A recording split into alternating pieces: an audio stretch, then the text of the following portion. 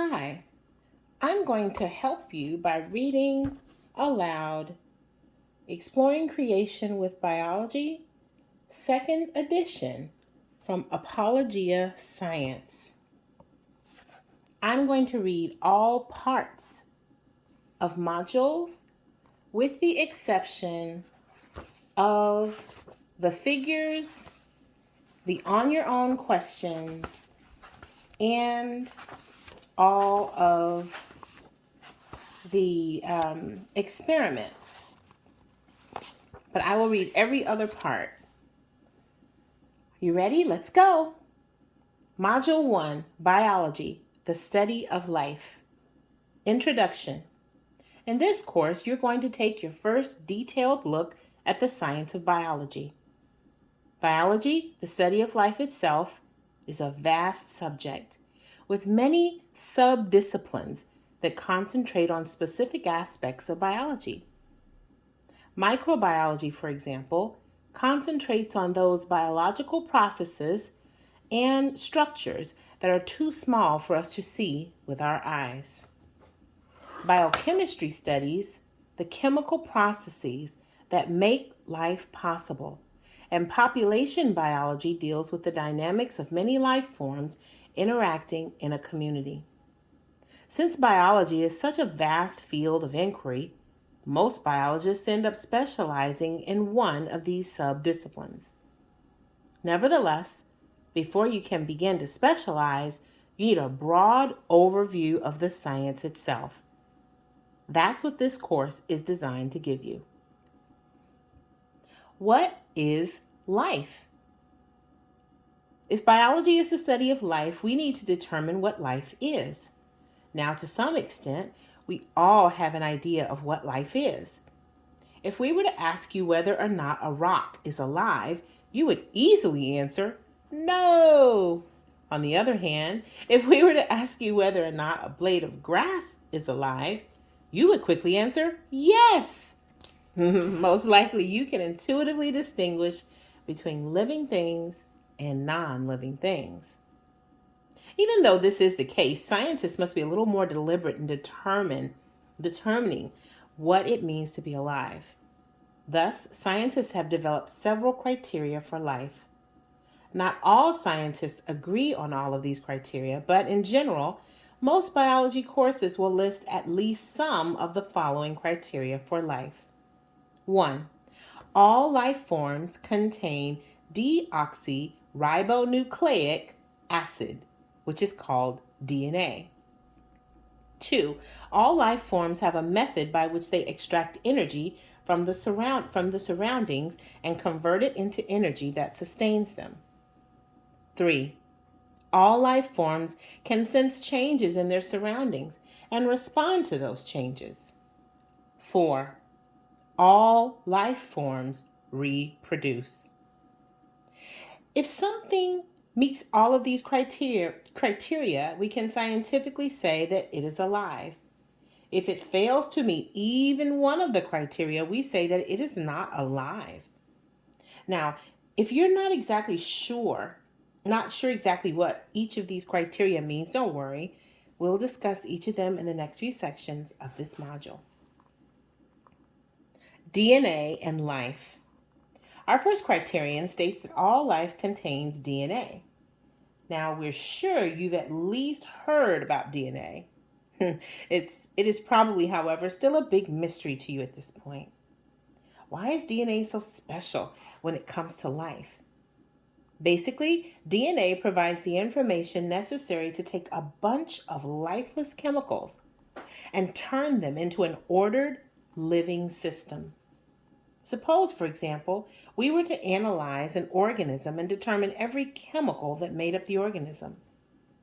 Suppose further that we went into a laboratory and made all of those chemicals and threw them into a big pot. Would we have made something that is alive? Of course not. We would not even have made something that resembles the organism we studied. Why not? In order to make life, we must take the chemicals that make it up and organize them in a way that will promote the other life functions mentioned in our list of criteria for life. In other words, just the chemicals themselves cannot extract and convert energy, criterion number 2, sense and respond to changes, criterion number 3, and reproduce, criterion number 4. In order to perform those functions, the chemicals must be organized so that they work together in just the right way. Think about it this way. Suppose you go to a store and buy a bicycle. The box says, "Some assembly required." When you get it home, you unpack the box and pile all of the parts on the floor. At that point, do you have a bicycle? Of course not. In order to make the bicycle, you have to assemble the pieces in just the right way, according to the instructions. When you get done with the assembly, all of the parts will be in just the right place, and they will work together with the other parts to make a functional bike. In the same way, DNA is the set of instructions that takes the chemicals which make up life and arranges them in just the right way so as to produce a living system. Without this instruction set, the chemicals that make up a life form would be nothing more than a pile of goo. However, directed by the information in DNA, these molecules can work together in just the right way to make a living organism. Now, of course, the exact way in which DNA does this is a little complicated. Nevertheless, in an upcoming module, we will spend some time studying DNA and how it works in detail. Energy conversion and life. In order to live, organisms need energy. This is why our second criterion states that all life forms must be able to absorb energy from the surroundings and convert it into a form of energy that will sustain their life functions. The production and use of this energy is called metabolism. Metabolism, the sum total of all processes in an organism which convert energy and matter from outside sources and use that energy and matter to sustain the organism's life functions. Metabolism can be split into 2 categories: anabolism and catabolism. Anabolism, the sum total of all processes in an organism which use energy and simple chemical building blocks to produce large chemicals and structures necessary for life. Catabolism, the sum total of all processes in an organism which break down chemicals to produce energy and simple chemical building blocks. Although these definitions might seem hard to understand, think about them this way. When you eat food, your body has to break it down into simple chemicals in order to use it. Once it is broken down, your body will either burn those simple chemicals to produce energy or use them to make larger chemicals. The entire process of breaking the chemicals down and then burning them to produce energy is part of your body's catabolism. Once your body has that energy, it will use some of it to take simple chemicals and build large, complex chemicals that are necessary for your body to work correctly. The process of making those complex chemicals from simple chemicals is part of your body's anabolism. As we progress throughout the course, we will discuss specific examples of anabolism and catabolism, and that will help you better understand the distinction between them. One way to remember these 2 definitions is to notice that catabolism has the same prefix as catastrophe, so they both involve things being broken down. Obviously, then, the energy that an organism gets from its surroundings is important. Where does it come from? Ultimately, almost all of the energy on this planet comes from the sun, which bathes the earth with its light. When you take chemistry, you'll learn a lot more about light. For right now, however, all you need to know is that light is a form of energy and that it is the main energy source for all living organisms on our planet. Green plants and some other things you'll learn about later take this energy and by a process called photosynthesis, convert that energy into food for themselves. Photosynthesis, the process by which green plants and some other organisms use the energy of sunlight and simple chemicals to produce their own food. We'll be looking at photosynthesis in great detail in a later module. Thus, if the definition is a little confusing to you, don't worry about it. What you need to know at this point is that photosynthesis allows plants and certain other organisms to convert the energy of sunlight into food. Photosynthesis is a part of anabolism because the organism takes simple chemicals and converts them into food, which is composed of larger chemicals. If plants and other photosynthetic organisms absorb their energy from the sun, where do other life forms get their energy? Well, that depends. Some organisms eat plants. By eating plants, these organisms take in the energy that plants have stored up in their food reserves. Thus, these organisms are indirectly absorbing energy from the sun. They are taking the energy from plants in the form of food, but that food ultimately came from sunlight. Organisms that eat only plants are called herbivores. Herbivores, organisms that eat only plants. So you see that even though herbivores don't get their energy directly from sunlight, without sunlight there would be no plants. Therefore, there would be no herbivores. If an organism does not eat plants, it eats organisms other than plants. These organisms are called carnivores. Carnivores, organisms that eat only organisms other than plants. Even though carnivores eat other organisms, their energy ultimately comes from the sun. After all, the organisms that carnivores eat have either eaten plants or have eaten other organisms that have eaten plants. The plants, of course, get their energy from the sun. In the end, then, carnivores also indirectly get their energy from the sun. Finally, there are organisms that eat both plants and other organisms. We call these omnivores. Omnivores, organisms that eat both plants and other organisms. Ultimately, of course, these organisms also get their energy from the sun. Think about what we just did in the past few paragraphs. We took a large number of the organisms that live on this earth and placed them into one of three groups: herbivores, carnivores, or omnivores. This kind of exercise is called classification. When we classify organisms, we are taking a great deal of data and trying to organize it into a fairly simple system. In other words, classification is a lot like filing papers. When you file papers, you place them in folders according to their similarities.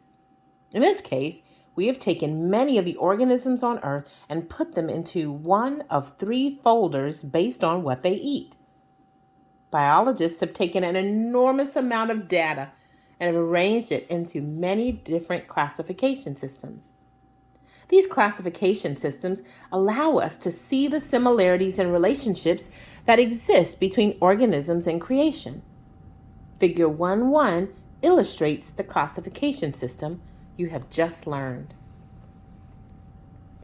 In biology, there are hundreds and hundreds of different ways that we can classify organisms, depending on what kind of data we are trying to organize. For example, the classification system we just talked about groups organisms according to what they eat. Thus, organisms that eat similar things are grouped together. In this way, we learn something about how energy is distributed from the sun to all of the creatures on Earth. This is not the only way we can classify organisms to learn how energy is distributed from the sun to all of the creatures on Earth. We could alternatively classify organisms according to these groups: producers, consumers, and decomposers. Producers: organisms that produce their own food. Consumers: organisms that eat living producers and or other consumers for food. Decomposers: organisms that break down the dead remains of other organisms. In this system, plants are producers because they make their own food from chemicals and the sun's light. Omnivores, herbivores, and carnivores are all consumers because they eat producers and other consumers. Certain bacteria and fungi, the plural of fungus, organisms we'll learn about in detail later, take the remains of dead organisms and break them down into simple chemicals. Thus, these creatures are decomposers. Once the decomposers have done their job, the chemicals that remain are once again used by plants to start the process all over again. This classification scheme, illustrated in Figure 1.2, gives us a nice view of how energy comes to Earth from the sun and is distributed to all creatures in God's creation.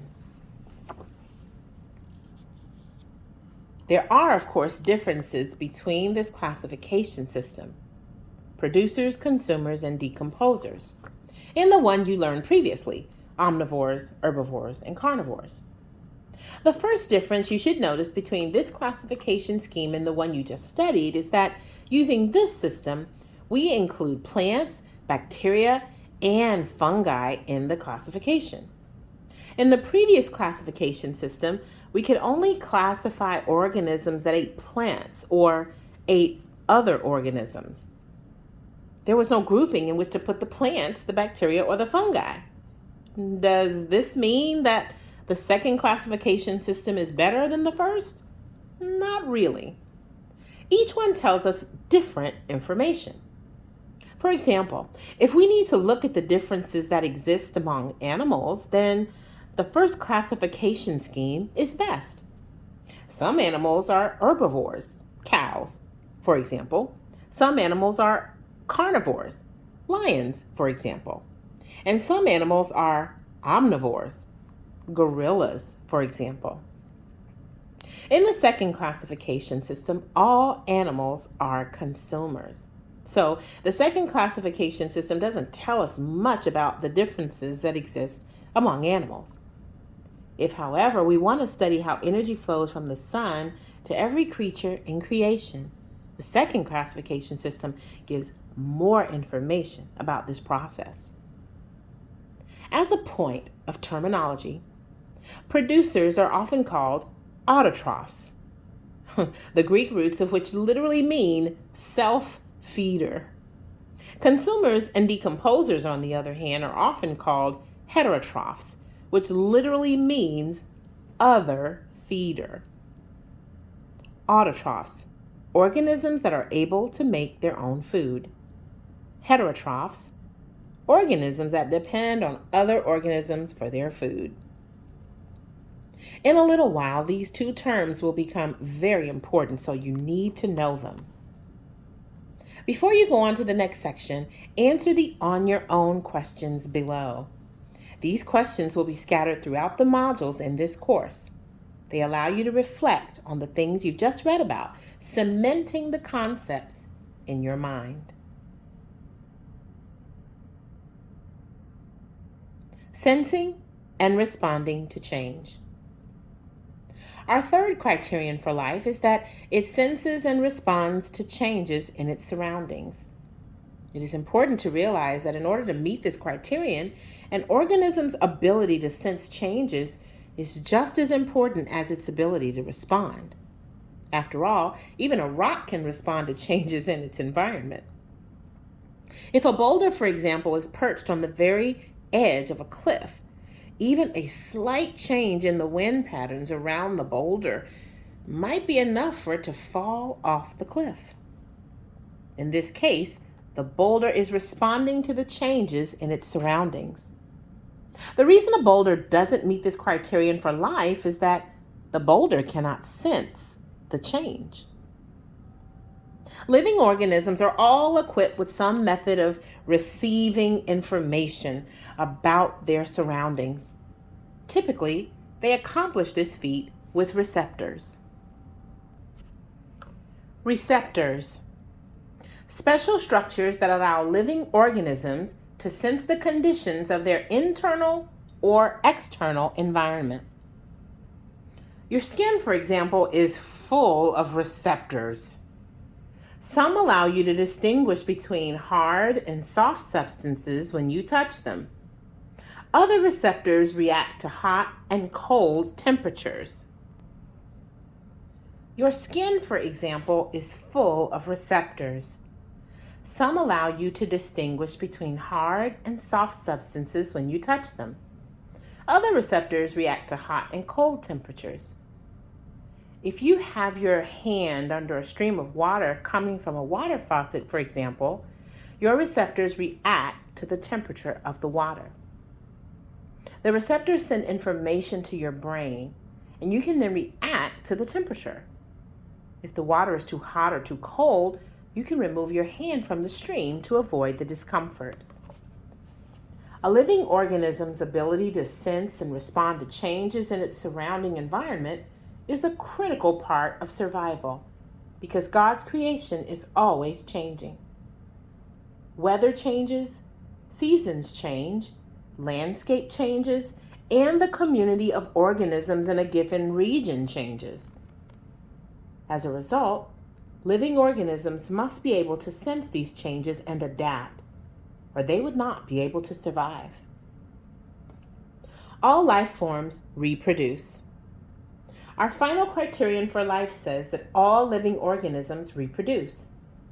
Although the necessity of reproduction for the perpetuation of life is rather obvious, it is truly amazing how many different ways God has designed the organisms on Earth to accomplish this feat. Some organisms, for example, can split themselves apart under the right circumstances. The two parts can then grow into wholly separate organisms. This is an example of asexual reproduction. Asexual reproduction. Reproduction accomplished by a single organism. Other organisms, however, require a male and female in order to reproduce. This method of reproduction, which occurs in most of the life forms with which you are familiar, is called sexual reproduction. Sexual reproduction that requires two organisms. As we go along in this course, we will be studying both of these methods a bit more closely because there's a great deal of variety among the different means of sexual and asexual reproduction. Reproduction always involves the concept of inheritance. Although this word has several different meanings, in biology, the definition is quite specific. Inheritance, the process by which physical and biological characteristics are transmitted from the parent or parents to the offspring. In asexual reproduction, the characteristics and traits inherited by the offspring are, under normal circumstances, identical to the parent. Thus, the offspring is essentially a copy of the parent. In sexual reproduction, under normal circumstances, the offspring's traits and characteristics are, in fact, some mixture of each parent's traits and characteristics. Of course, the parent's traits and characteristics are a mixture of each of their parents' traits and characteristics, and their parents' traits and characteristics are a mixture of each of their parents' traits and characteristics, and so on. In the end, then, the inheritance process in sexual reproduction is quite complicated and leads to offspring that often can be noticeably different from both parents. Notice that in describing inheritance for both modes of reproduction, we use the phrase, quote, under normal circumstances, end quote. This is because every now and again, offspring can possess traits that are incredibly different from their parents. These incredibly different traits are the result of mutations. Mutation, an abrupt and marked change in the DNA of an organism compared to that of its parents. The study of mutations is quite interesting, and we will focus on it later on in the course. Before we leave this discussion of reproduction, it is important to note that some living organisms cannot actually produce viable offspring. When a horse and a donkey mate, for example, they can produce an offspring called a mule. Adult mules, however, cannot produce offspring of their own. Nevertheless, mules do not fail to meet the reproduction criterion for life. Even though they cannot produce offspring, their cells, which we will discuss cells more thoroughly in a while, reproduce quite frequently so that the mules can grow, repair wounds, etc. Thus, they satisfy the reproduction criterion on the cellular level. Life's secret ingredient. Well, now that we have a good idea of whether or not something is alive, another question should come to mind. What gives life the characteristics that we learned in the previous sections? As we said before, if we chemically analyzed an organism, gathered together all of the chemicals contained in it and threw them in a pot, we would not have a living organism. Those chemicals would be useless without the information stored in the organism's DNA. However, even if we were able to isolate a full set of the organism's DNA and were to throw it into the pot as well, we would still not have a living organism. You see, life is more than a collection of chemicals and information. There is something more. Scientists have tried to understand what that something more is, but to no avail. The secret ingredient that separates life from non-life is still a mystery to modern science. Of course, to believers, that secret ingredient is rather easy to identify. It is the creative power of God. In Genesis 1:20-27, the Bible tells us that God created all creatures, and then he created man in his own image. Think about it this way. Suppose you had a bunch of engine and metal parts, and you also had instructions that led you through all of the steps necessary to take those parts and make a working motorcycle. Could you just throw the parts and the instructions into a pile and make a motorcycle? Of course not. Even if you had all of the necessary parts, as well as all of the instructions, you would still need to exercise some of your own creative power to follow those instructions and make the motorcycle. If we were talking about a living organism instead of a motorcycle, we could say that chemicals are the parts that make up the organism, and DNA is the instruction set that contains the information necessary to assemble the parts properly. Nevertheless, if you just threw the chemicals and the DNA into a big pot, you would not make a life. Some creative power must be exercised in order to take lifeless chemicals and use the information in DNA to make a living organism. Of course, only God has such creative power, and that is why all life comes from him. So, you see, science will never be able to uncover the secret ingredient that makes life possible. At some point in the future, Scientists might be able to catalog every chemical that makes up a living organism.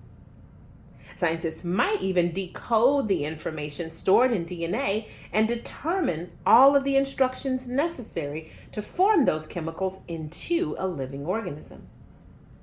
Even after those incredible feats, however, science would be no closer to creating life. Without the creative power of God, lifeless chemicals will never become a living organism. This little discussion brings us to probably the most important thing that you'll ever learn in your academic career. Science has its limitations. We say that this is probably the most important thing that you will ever learn because we know a great many people whose lives have been ruined because they put too much faith in science. They think that because of all the wonderful advances we have made in recent years, science has no limitations. As a result, they live their lives looking to science as the ultimate answer to every question. This leads them down a path of spiritual destruction.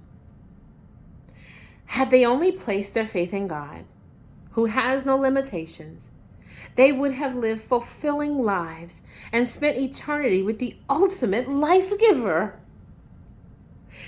Read the next section carefully so that you will understand the limitations of science. The scientific method. Real science must conform to a system known as the scientific method. This system provides a framework in which scientists can analyze situations, explain certain phenomena, and answer certain questions. The scientific method starts with observation. Observation allows the scientist to collect data. Once enough data have been collected, the scientist forms a hypothesis that attempts to explain some facet of the data or attempts to answer a question that the scientist is trying to answer. Hypothesis, an educated guess that attempts to explain an observation or answer a question. Once he forms a hypothesis, the scientist, typically with help from other scientists, then collects much more data in an effort to test the hypothesis. These data are often collected by performing experiments or by making even more observations. If the data are found to be inconsistent with the hypothesis might be discarded, or it might just be modified a bit until it is consistent with all data that have been collected. If a large amount of data is collected and the hypothesis is consistent with all of the data, then the hypothesis becomes a theory. Theory, a hypothesis that has been tested with a significant amount of data. Since a theory has been tested by a large amount of data, it is much more reliable than a hypothesis. As more and more data relevant to the theory are collected, the theory can be tested over and over again. If several generations of collected data are all consistent with the theory, it eventually attains the status of a scientific law. Scientific law, a theory that has been tested by and is consistent with generations of data. An example of the scientific method in action can be found in the work of Ignaz Semmelweis, a Hungarian doctor who lived in the early to mid 1800s. He was appointed to a ward in Vienna's most modern hospital, the Allgemeine Krankenhaus. He noticed that in his ward, patients were dying at a rate that far exceeded that of other wards, even the wards with much sicker patients. Semmelweis observed the situation for several weeks, trying to figure out what was different about his ward as compared to all others in the hospital. He finally determined that the only noticeable difference was that his ward was the first one that the doctors and medical students visited after they performed autopsies on the dead. Based on his observations, Semmelweis hypothesized that the doctors were carrying something deadly from the corpses upon which the autopsies were being performed to the patients in his ward. In other words, Dr. Semmelweis exercised the first step in the scientific method. He made some observations and then formed a hypothesis to explain those observations. Semmelweis then developed a way to test his hypothesis. He instituted a rule that all doctors had to wash their hands after they finished their autopsies and before they entered his ward. Believe it or not, up to that point in history, doctors never thought to wash their hands before examining or even operating on a patient. Dr. Semmelweis hoped that by washing their hands, doctors would remove whatever was being carried from the corpses to the patients in his ward. He eventually required doctors to wash their hands after examining each patient so that doctors would not carry something bad from a sick patient to a healthy patient. Although the doctors did not like the new rules, they grudgingly obeyed them, and the death rate in Dr. Semmelweis's ward decreased significantly. This, of course, was good evidence that his hypothesis was correct. You would think that the doctors would be overjoyed. They were not. In fact, they got so tired of having to wash their hands before entering Dr. Semmelweis's ward that they worked together to get him fired. His successor, anxious to win the approval of the doctors, rescinded Semmelweis's policy, and the death rate in the ward shot back up again. Semmelweis spent the rest of his life doing more and more experiments to confirm his hypothesis that something unseen, but nevertheless deadly, can be carried from a dead or sick person to a healthy person. Although Semmelweis's work was not appreciated until after his death, his hypothesis was eventually confirmed by enough experiments that it became a scientific theory. As time went on, more and more data were gathered in support of the theory. With the aid of the microscope, scientists were able to characterize the deadly bacteria and germs that can be transmitted from person to person, and the theory became a scientific law.